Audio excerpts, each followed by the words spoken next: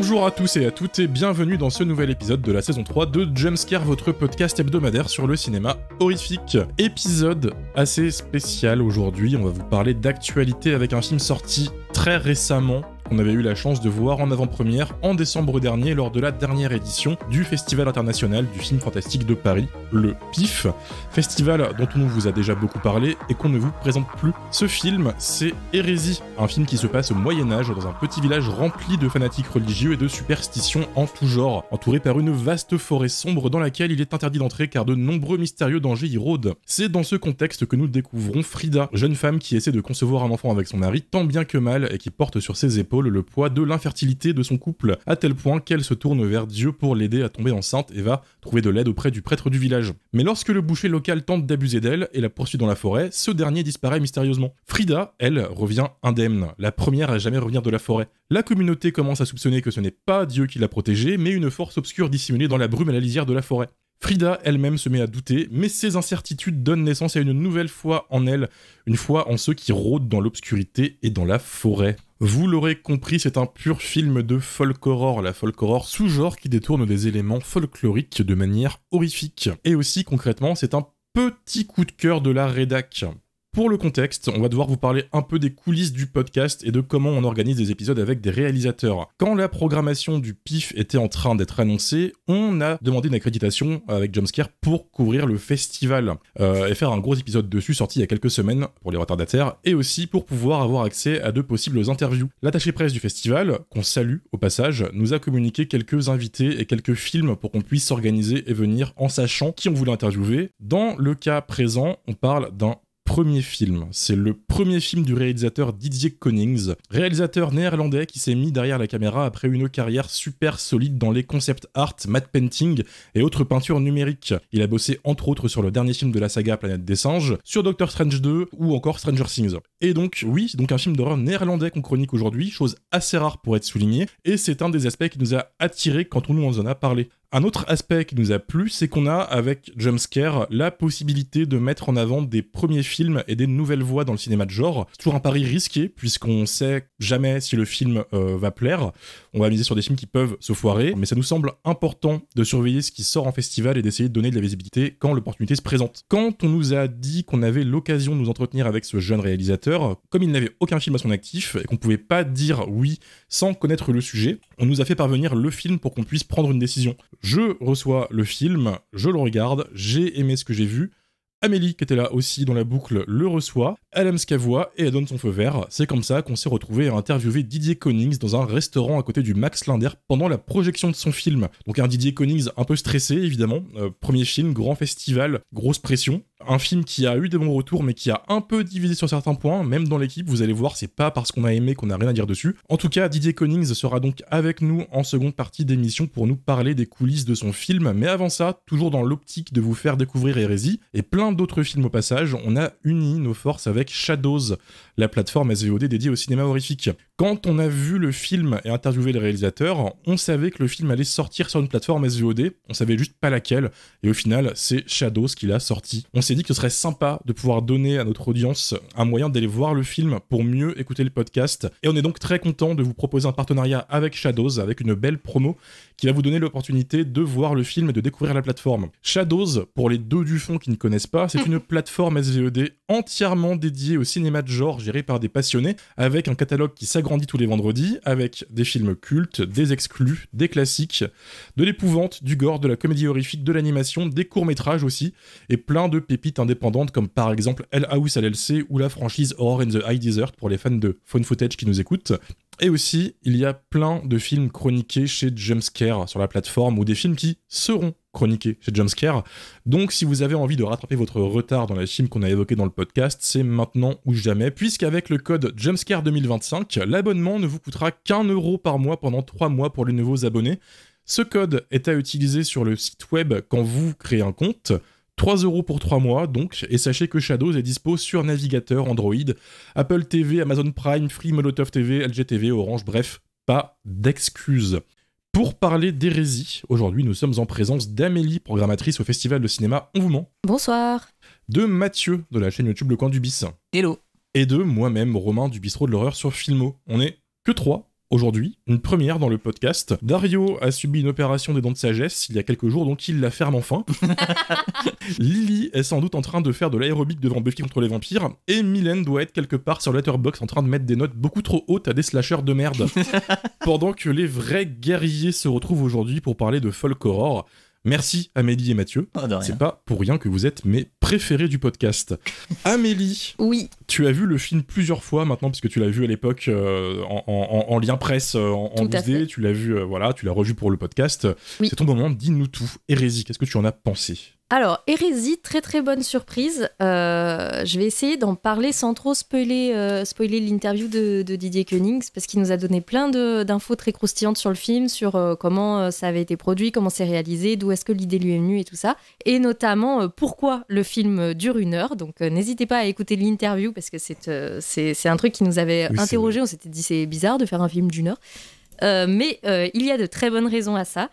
Et du coup, Hérésie, très bon exemple, effectivement, comme tu l'as dit, Romain, de folk horror comme on l'aime, c'est-à-dire dans les bois, et ça parle une langue que on ne comprend pas, et c'est au Moyen-Âge, c'est parfait.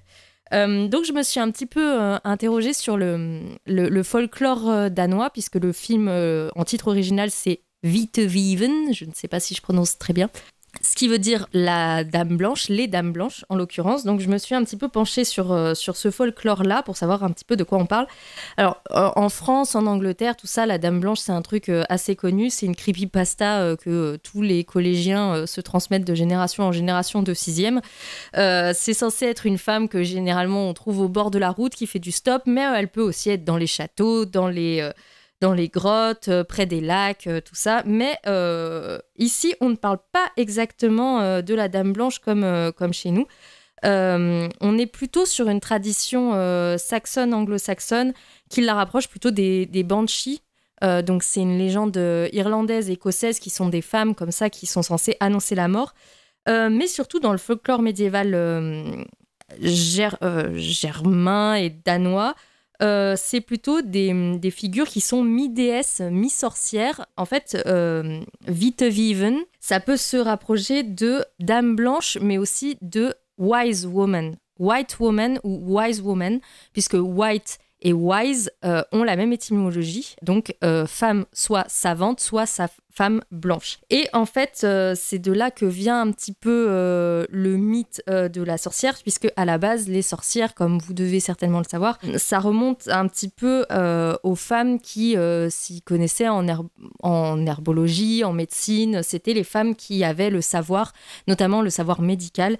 Et du coup, entre la dame blanche et la dame savante, voilà, il y a une petite confusion étymologique.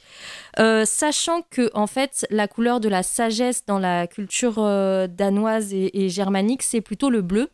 Et ça, c'est intéressant parce que le film, en le revoyant avant-hier, je sais plus, hier, je me suis fait la réflexion qu'en fait, le film n'a que 3 couleurs. C'est dommage, il n'y a pas la spécialiste des couleurs qui est là pour nous faire une petite analyse. En fait, on n'a que 3 couleurs, donc le bleu, l'ocre qui va du marron très foncé au doré et le noir. En fait, si on fait des arrêts sur image sur n'importe quelle image de Hérésie, on est sur ces 3 couleurs-là.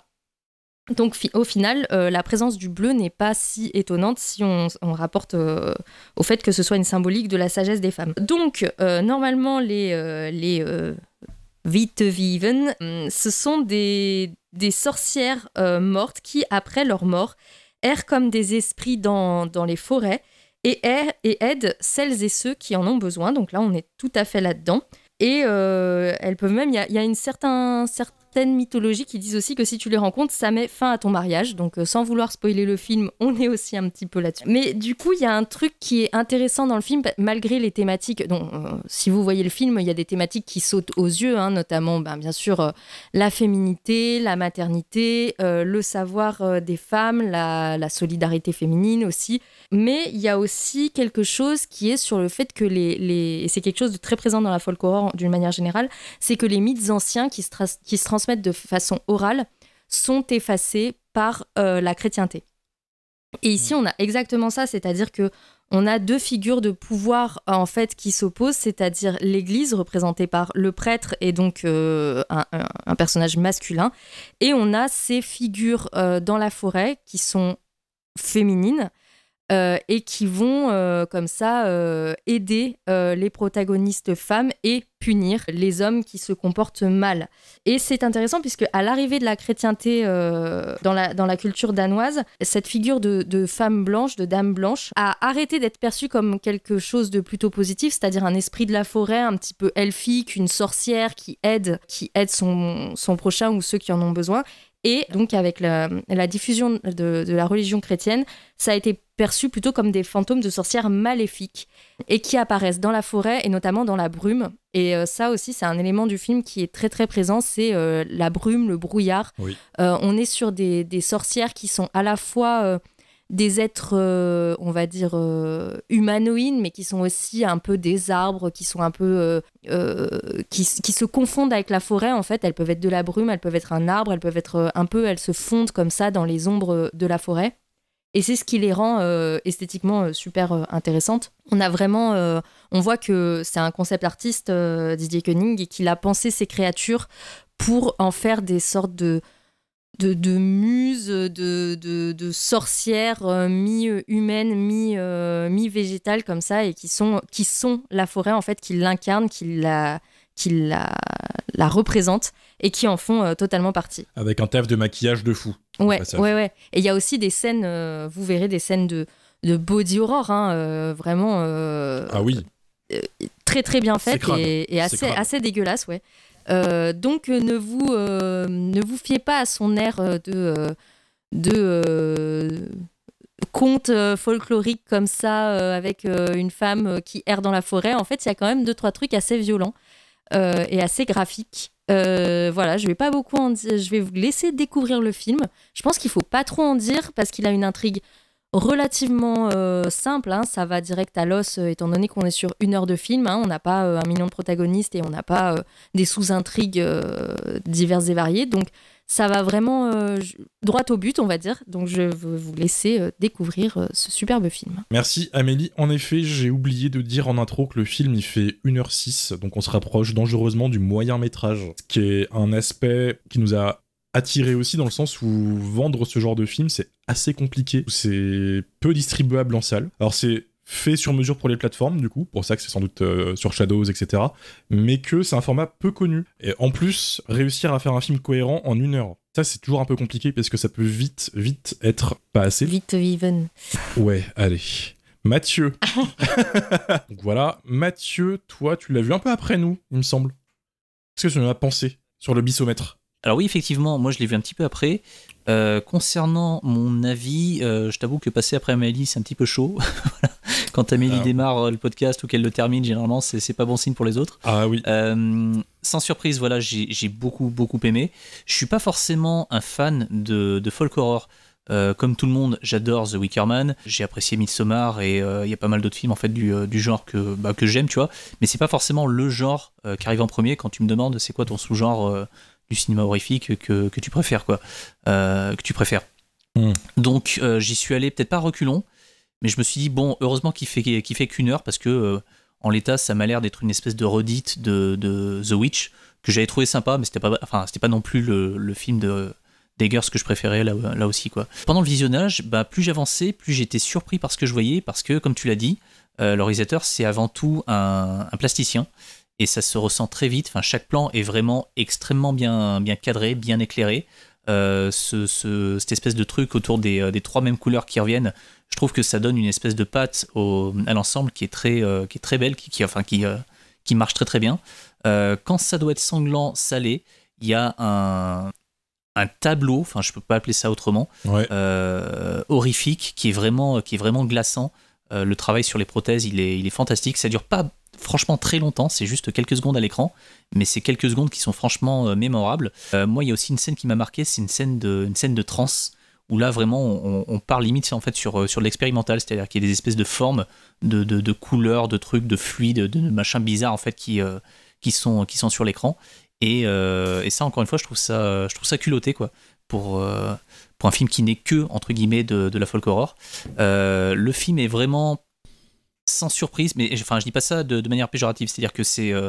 tu veux voir de la folk horror, t'as de la folk horror. C'est une espèce de croisement entre The Witch et Le Village, dans le sens où il faut pas que t'ailles dans la forêt parce qu'il y a un truc mystérieux là-bas qui fait que...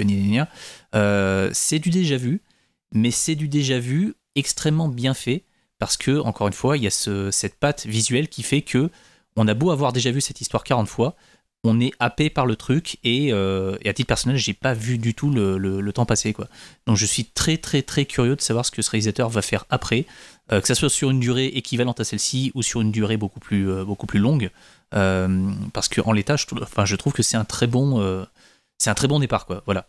Ah, et dernier petit détail aussi en ce qui concerne l'esthétique du film, il y a un élément que je pense on n'est pas forcément beaucoup à avoir vu, mais en tout cas quand on le connaît après on ne voit plus que ça. C'est une espèce de filtre, et encore je suis même pas certain qu'on puisse appeler ça un filtre, mais qui est grosso modo rajouté par-dessus l'image pour la détériorer. Si on fait vraiment gaffe, on percute très vite qu'il y a des espèces de petits points blancs comme ça qui apparaissent et qui disparaissent très fréquemment à l'image. C'est pas forcément ultra flagrant, c'est même quasiment invisible si on regarde le film sur un petit écran, mais par contre si on le regarde vraiment encore une fois sur un grand écran, sur une télé, au bout d'un moment vraiment ça nous saute aux yeux, et je pense que ça contribue au fait que j'ai à titre personnel trouvé l'esthétique en fait du film réussi, parce que je pense que ce petit défaut qui est un truc purement numérique a été placé là volontairement et de manière à peine perceptible, pour que, inconsciemment, tu aies la sensation de regarder quelque chose en fait qui n'est pas du tout un film des années 2020, quoi. Et là où ils ont été malins, en tout cas je trouve, c'est de ne pas avoir trop abusé à ce niveau-là, parce qu'ils auraient très bien pu mettre un filtre avec des griffures, des scratchs, enfin des merdes en fait qui apparaissent à l'écran et qui parasitent totalement le truc.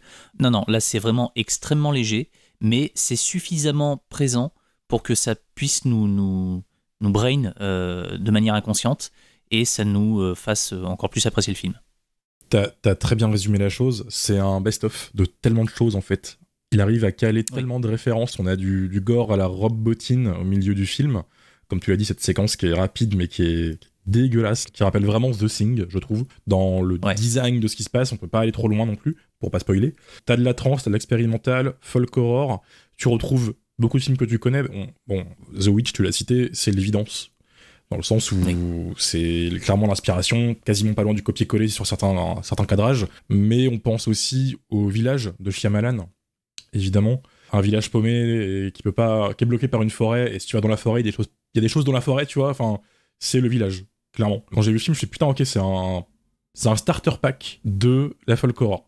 Ouais. Et c'est une excellente porte d'entrée pour le genre, en fait. Parce que là où beaucoup de films de folk horror sont très contemplatifs et font peu d'efforts pour aider le spectateur débutant à rentrer dans leur univers, je pense à The Witch, hein. Si t'y vas sans avoir un petit peu de kilométrage derrière toi, tu peux te manger une branlée. En tout cas, ça a été la chose qui s'est passée avec mon père quand j'avais été le voir et qui découvrait le truc.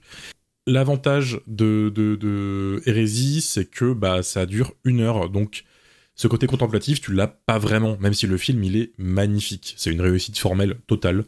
Donc ça aide beaucoup. Ça a duré, en fait, 1 heure en fait une très bonne porte d'entrée pour goûter un petit peu à l'ensemble de ce que le genre peut t'offrir. Mais après, on compare beaucoup le film à The Witch, effectivement, pour le côté film d'époque, pour le côté esthétique et tout ça. Mais je trouve quand même que les thématiques sont pas les mêmes. Ah bah oui. Les thématiques sont pas les mêmes déjà parce que les protagonistes, elles ont pas le même âge, elles ont pas les mêmes problématiques, elles ont pas la même façon d'interagir avec les gens qui les entourent. Dans The Witch, on est quand même sur une seule famille qui a été ostracisée. Là, on est sur tout un village, c'est pas les mêmes dynamiques. Et surtout, la perception de l'entité surnaturelle est très différente, je trouve, dans The Witch et dans Hérésie. C'est vrai. C'est visuellement que les c'est ça, mais parce que il y a des robes en coton bleu et de la boue et voilà. Alors après, c'est bien de rappeler qu'il a rien inventé non plus, Eggers. Dans son The Witch, il a tout singé des films plus vieux, Les Sorcières de Salem. Enfin, tu retrouves beaucoup de plans singés à Kubrick aussi. Enfin, petit truc aussi à rajouter, c'est qu'il faut vraiment en profiter sur un écran digne de ce nom. Le film est par moments extrêmement sombre et il y a beaucoup de choses en fait qui se passent dans l'obscurité. Et faut un petit peu guetter ce qui se passe sur les bords de l'écran, sur les côtés de l'écran, parce que en fait la forêt est peut-être pas aussi vide que ce qu'elle laisse paraître de prime abord. Et vraiment quand je l'ai revu, je l'ai vu vraiment sur une grande télé pour le coup. Et ça change pas mal de choses. C'est vraiment, il y a plein de petits détails en fait qu'on remarque pas forcément la première fois, mais qui nous sautent aux yeux quand on regarde le film sur un vrai écran digne de ce nom avec des noirs correctement réglés, quoi. Pour pas partir comme ça trop vite avant l'interview, est-ce que Amélie, Mathieu, vous avez des films du même genre à conseiller? On parlait de porte d'entrée vers le genre avec Hérésie. Quelqu'un qui regarde Hérésie, vers quoi il peut continuer dans le genre? Non, mais t'aurais pu me prévenir, là, tu me poses une colle, parce qu'en plus, je pense à un film anglais de folk horror qui doit être des années 60 ou 70, où tu sais, je l'ai vu il y a super longtemps, il y a pas longtemps, quelqu'un m'en a reparlé, et j'ai fait « Ah mais oui, c'est ce film avec des sorcières et tout !» Et je sais, maintenant, j'ai à nouveau oublié. Parfait. The Witches? Non. Putain, j'ai une liste de ouf, ils ont mis Doc Soldier dedans, qu'est-ce qui branle? Ça peut être une forme de folk horror, Doc Soldier, dans vrai. Hein. D'un côté, c'est rural, y a du folklore, enfin... Pendant que tu cherches, Amélie, j'en ai quelques-uns à conseiller. Il y a des évidences, évidemment, il y a The Wicker Man. The Wicker Man, l'original, attention, pas le film avec Nicolas Cage, surtout pas le film avec Nicolas Cage, évidemment. Midsommar, d'Ari Aster. Et dans les moins connus, ils sont sur Netflix, ils sont top, je pense à Le Rituel, où 4 potes partent dans la forêt, je sais pas si vous l'avez vu celui-là, ouais. Et ils tombent sur quelque chose de un peu vénère, une créature qui a un look de folie, qui ressemble à une sorte de cerf avec des bras humains, c'est n'importe quoi. Et ils se font pourchasser dans la forêt par ce truc, c'est dégueulasse et c'est trop bien. Ah, La Nuit des Maléfices. Pas vu. La Nuit des Maléfices, c'est un film de 71, anglais. Titre original The Blood on Satan's Claw. Et du coup, c'est un film que j'ai vu il y a super longtemps. Ah, il y avait Arte qui avait fait un cycle folk horror, tu sais, en été, des fois. Enfin, il y a des périodes comme ça où ils font des cycles et j'en avais regardé pas mal. Et c'est un truc, pareil, c'est dans un village et il y a des jeunes filles, elles commencent à avoir des poils et tout. Et en fait, à la fin, c'est une sorte de cauchemar fiévreux de secte avec de la sorcellerie, loup-garou, je sais pas quoi, dans des ruines d'une vieille église, il me semble, parce que je l'ai vu il y a quelque temps. Et du coup, ça, c'est pareil, c'est un genre de... Oui. C'est comme t'as dit, c'est le menu maxi best-of folk horror, quoi. C'est en Angleterre, il y a de la brume et des jeunes filles qui font des trucs bizarres. On est sur la base de la base. Là, c'est folk horror classique. Très classique. Oui. Ok. J'en ai un autre qui me vient à l'esprit, pour ceux qui aiment la bagarre. Le Bon Apôtre sur Netflix. Est-ce que vous l'avez vu, lui? J'étais en train d'y penser, de Gareth. De Gareth Evans. Pour ceux qui connaissent pas Gareth Evans, qui nous écoutent, c'est un mec qui a fait The Raid, qui est un film de bagarre absolument fou. Et il s'est dit, et si on prenait de la bagarre, on la foutait dans la folk horror? Et Le Bon Apôtre, c'est littéralement ça. Sur un mec qui s'incruste dans un village, et ça part en couille. Pas à spoiler, mais ça tabasse dans tous les sens. Il y a des mises à mort de folie dans celui-là. Avec Dan Stevens, qui est un bête d'acteur, au passage. Donc voilà, c'est mon petit conseil de la soirée. Après, on peut aller vers tout ce qui est American Gothic et tout ça, du style Les Enfants du Maïs, ce genre de trucs, qui sont moins... on va dire forêt sorcière européenne, brume et tout ça, mais plus grand champ de maïs, un petit peu plus tard dans l'histoire. Mais les Américains, ils ont aussi une folk horror qui est hyper développée. Mathieu, t'as des films à conseiller? Non, moi je conseillerais vraiment le point de départ, quoi. C'est The Wicker Man. J'ai tendance, peut-être pas à dire qu'on fera jamais mieux, mais j'ai pas de film en fait qui m'ait mis une tarte en matière de folk horror du niveau de The Wicker Man, quoi. Il y a peut-être Midsommar qui est arrivé pas très loin derrière, mais The Wicker Man, ça reste quand même la base, quoi. Faut vraiment y aller en sachant le moins possible et en faisant attention encore une fois aux détails et généralement on n'est pas prêt pour la scène finale, quoi. Oh, putain, ouais. Est-ce qu'on considère Sleepy Hollow comme de la folk horror? Il y a une vibe quand même. Il y a une vibe, il y a quelques éléments. Là, enfin, c'est que c'est un genre qui peut s'adapter à d'autres sous-genres aussi, donc c'est vaste. Il y a du found footage aussi dans le genre. Il y en a plein. Trollhunter, par exemple. Bah, même Blair Witch, on est sur un truc qui est vachement folk horror, dans le côté légende, sorcière dans les bois, machin et tout. Si on veut aller par là. C'est vaste. Après, voilà, on a conseillé que quelques films qui ressemblent a du hérésie dans l'âme avec le starter pack, des couleurs, des thèmes, du look, bien rural, bien moyenâgeux, médiéval comme on l'aime. Voilà. Écoutez, on va vous laisser là pour aujourd'hui. C'est un petit épisode, hein. C'est normal, on n'est que 3, on est posé. On reviendra en forme la semaine prochaine avec Doom. Je sais pas, j'improvise, je sais pas, ce sera sans doute pas Doom, mais voilà, je dis de la merde, mais en vrai, les 2 prochains épisodes, on sait ce que ce sera, on sait pas juste dans quel sens ils vont être publiés, mais normalement, vous aurez droit à une petite virée dans la ville de Silent Hill, et on va à côté enfin parler de cinéma italien, chose qu'on n'a pas refait depuis un petit moment. Ça fait depuis la saison 1 avec l'épisode Cannibal Holocaust qu'on l'a pas fait. On va parler de l'enfer des zombies de Lucio Fulci avec Max de la chaîne YouTube d'Elevated, grand passionné de Lucio Fulci. Et voilà, on espère que ça vous plaira. On sait juste pas dans quel sens on va les publier, mais c'est ce qui vous attend dans les 2 prochaines semaines. On cesse avec l'interview de Didier Connings. On va quand même remercier, on fait beaucoup ce temps-ci, hein. On va remercier le PIF, qu'on rentabilise bien. Hein. On remercie Cyril Despontin. On remercie Blanche Aurore Duo et évidemment Thibaut, la VF de Jumpscare officiel, qui va nous faire un magnifique Didier Connings et qu'on remercie au passage, Didier Connings, qui après l'interview c'est... On va pas oublier de lui envoyer l'épisode parce qu'il nous a fait promettre de lui l'envoyer. Il voulait l'épisode et il y a eu un moment un peu marrant où après l'interview, on s'est levé pour se serrer la main et faire une photo et il réfléchit 2 secondes et il fait « Ah putain, Jumpscare c'est un bête de nom ». Et ça, je l'ai pas oublié. Merci Didier.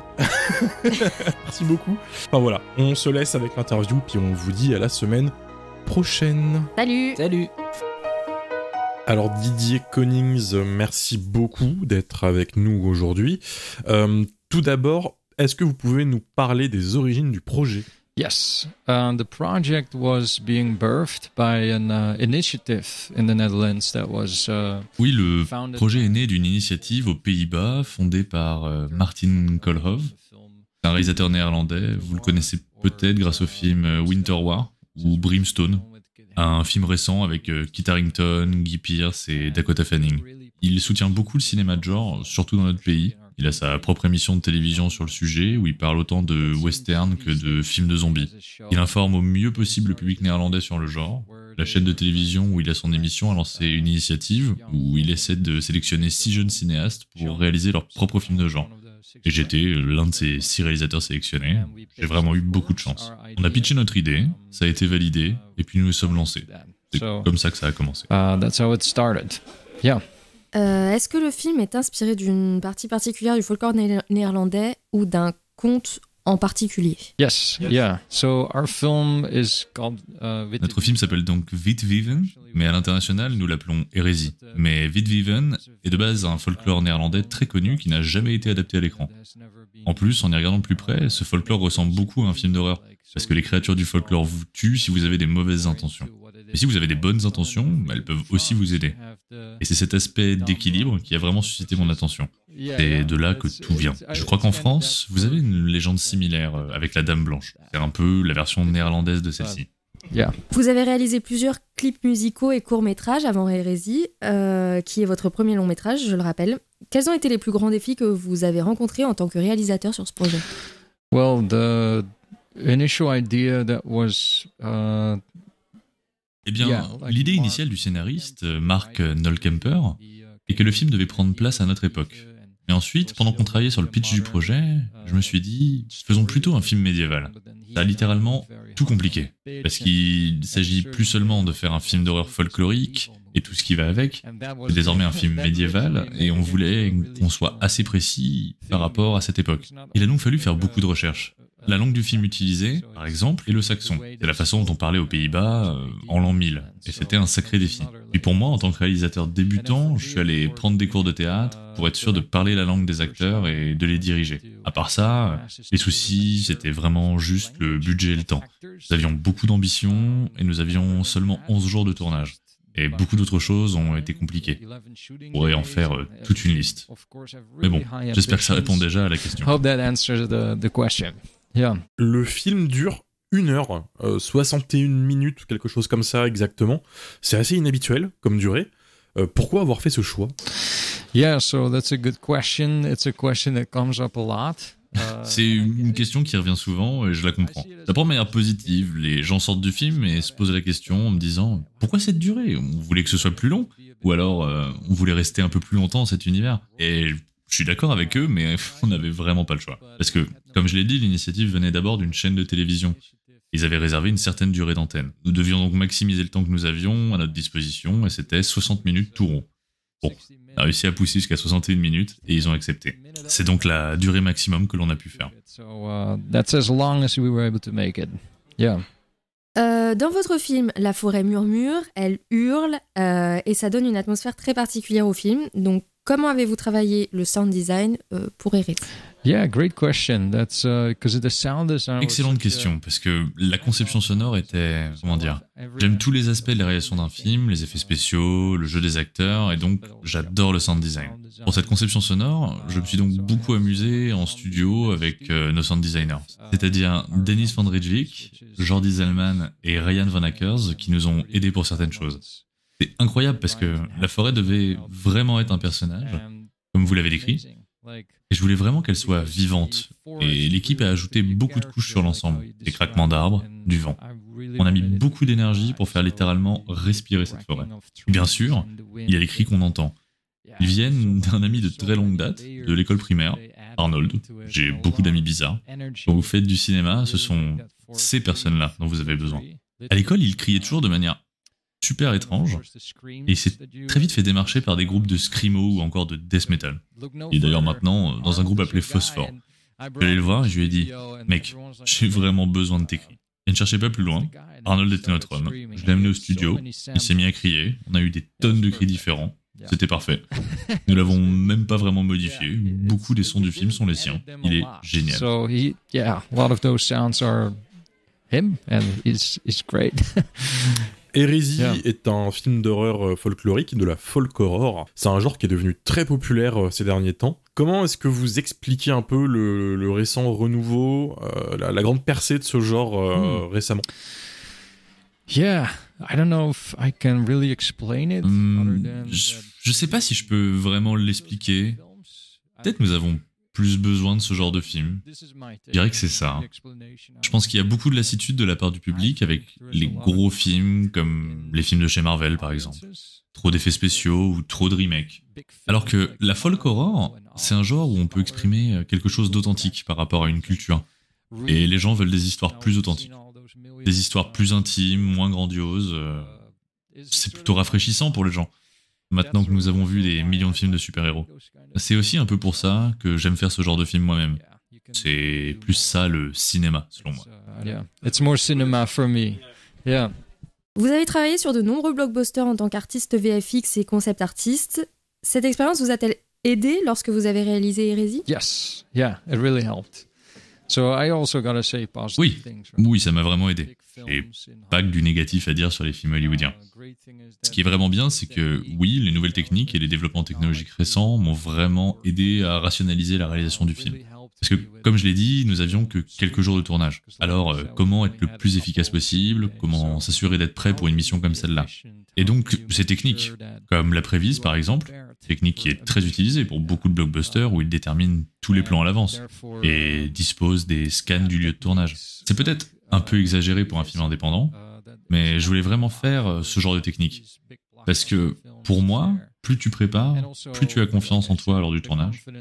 Et ça m'a aidé à être beaucoup plus sûr de moi dans tout le processus de réalisation. J'avais scanné tous les décors en 3D, et puis nous avons pu planifier tous les plans à l'avance, et aussi, comme je l'ai dit, la confiance qui en découle m'a ensuite permis de me détacher du plan initial et d'improviser un petit peu plus lors du tournage. Donc voilà, ce genre de combinaison a vraiment été utile pour streamliner toute la production. To streamline it all.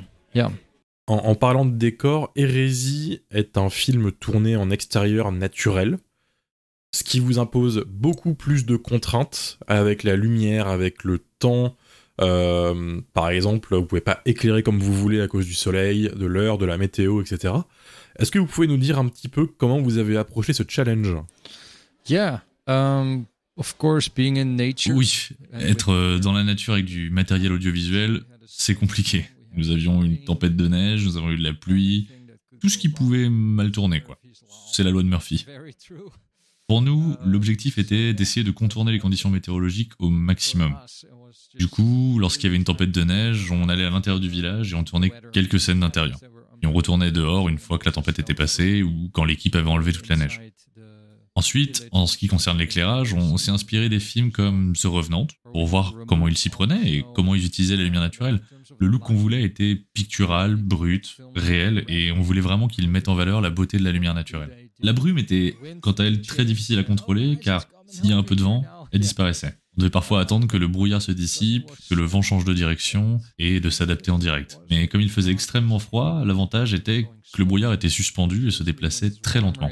Habituellement, lorsqu'il fait chaud, le brouillard se dissipe rapidement, mais puisqu'il faisait extrêmement froid sur le plateau, ce froid nous a aidés. C'était peut-être l'unique bonne chose de cette température. That was a good thing too, about the cold. The only good thing, maybe.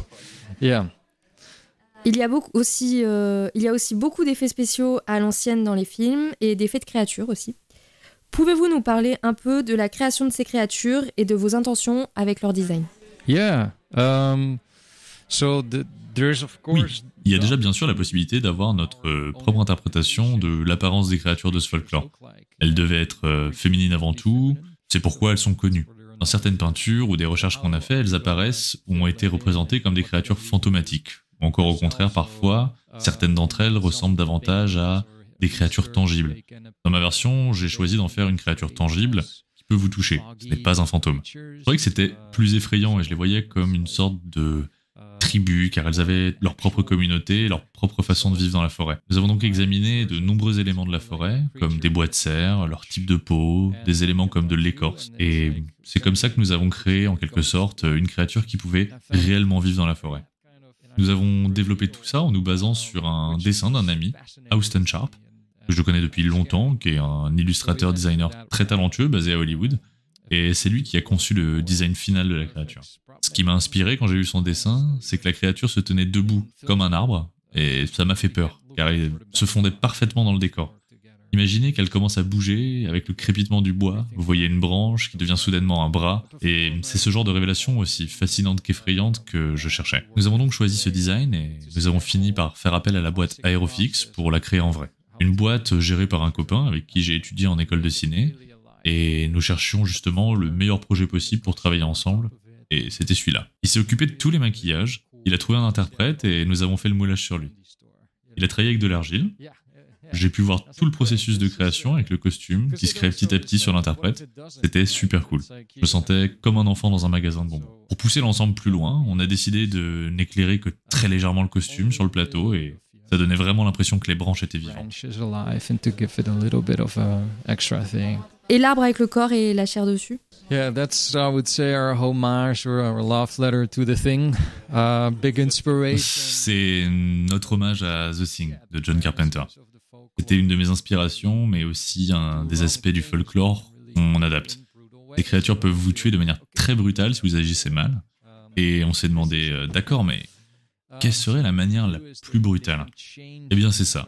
En fait, ce qu'elles font, c'est qu'elles peuvent manipuler la nature et les éléments organiques.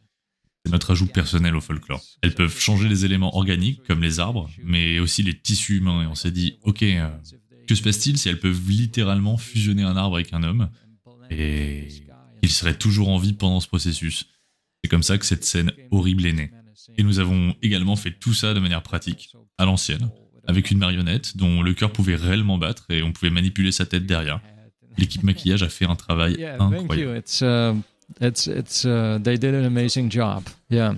Et dernière question du coup, maintenant que vous avez terminé Hérésie, maintenant que le film fait sa tournée des festivals, etc., quelle est la prochaine étape pour vous ? For me, well, I'm happy to Eh bien, je suis heureux de dire que notre film a trouvé un distributeur français, tout d'abord, grâce à Charibde Distribution, c'est notre partenaire, et ils vont le sortir sur une plateforme SVOD. Pour les gens qui veulent le voir, il sera bientôt disponible en France. Nous sommes également en train de négocier un accord pour une distribution aux États-Unis. C'est en quelque sorte la destination finale de ce film. Et puis je travaille sur un nouveau projet. Nous venons de commencer le développement pour écrire un film d'horreur. De l'horreur cosmique cette fois. Ça se passe dans les années 90, dans une cabane dans les bois, lieu classique dans lequel l'horreur se produit. Donc voilà, ce sera ça ma prochaine étape. Yeah, that's the next thing. Yeah, cool. Yeah. Eh ben merci beaucoup. Yeah, you're welcome.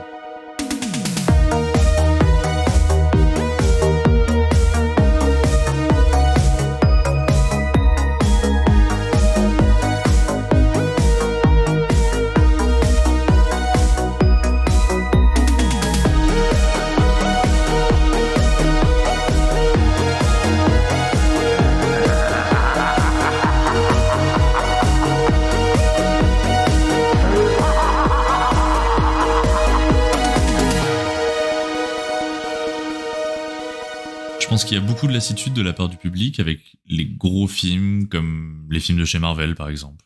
Trop d'effets spéciaux ou trop de remakes. Alors que la folk horror... Oh putain, attends. Oh, c'est terrible ce qui vient de se passer. C'est absolument terrible, Romain.